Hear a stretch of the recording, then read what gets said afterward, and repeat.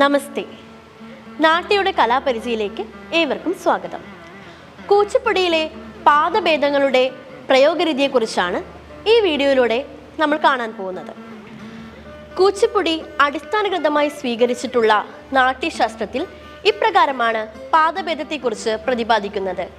ഈ പാദഭേദങ്ങൾ പലതരത്തിലും കൂച്ചിപ്പുടിയുടെ അവതരണ ശൈലിയെ സ്വാധീനിച്ചിട്ടുണ്ട്. അതുപോലെ തന്നെ മറ്റു കലകളിൽ നിന്നും കൂച്ചിപ്പുടിയെ വ്യത്യസ്തമാക്കുന്നത് പാദഭേദങ്ങളുടെ ഉപയോഗം തന്നെയാണ്. ചില അടവുകൾ ഉദാഹരണമാക്കി ഇവയുടെ പ്രയോഗരീതി നമുക്ക് നോക്കാം.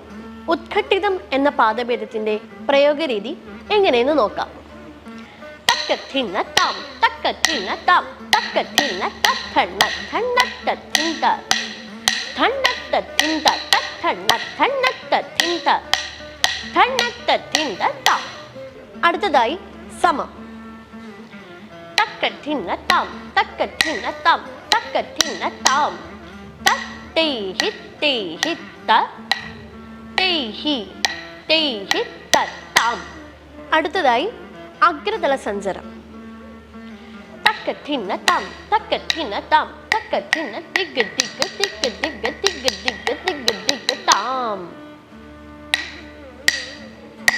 അടുത്തത് അഞ്ചിതം.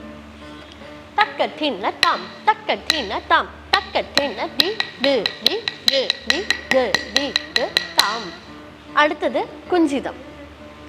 തക്കത്തിന്ന താം തക്കത്തിന്ന താം തക്കത്തിന്ന തണ്ണ തണ്ണത്തിന്ത തണ്ണത്തിന്ത തണ്ണ തണ്ണത്തിന്ത തണ്ണത്തിന്ത താം. അവസാനത്തേതായ സൂചിപാദം നാട്യശാസ്ത്രത്തിൽ പ്രതിപാദിച്ചിട്ടില്ലെങ്കിലും പിന്നീട് ഗുരുക്കന്മാരാൽ ചേർക്കപ്പെട്ടവയാണ്. തക്കത്തിന്ന താം തക്കത്തിന്ന താം തക്കത്തിന്ന തണ്ണ തണ്ണ തക്കിന്ന തണ്ണത്തിന്ത താം. പാദഭേദങ്ങളുടെ വ്യത്യസ്ത രീതിയിലുള്ള ഉപയോഗങ്ങൾ മനസ്സിലായി എന്ന് കരുതുന്നു. കൂടുതൽ ഇൻഫർമേറ്റീവ് വീഡിയോസിനായി ഈ ചാനൽ സബ്സ്ക്രൈബ് ചെയ്യുക. നമസ്തേ.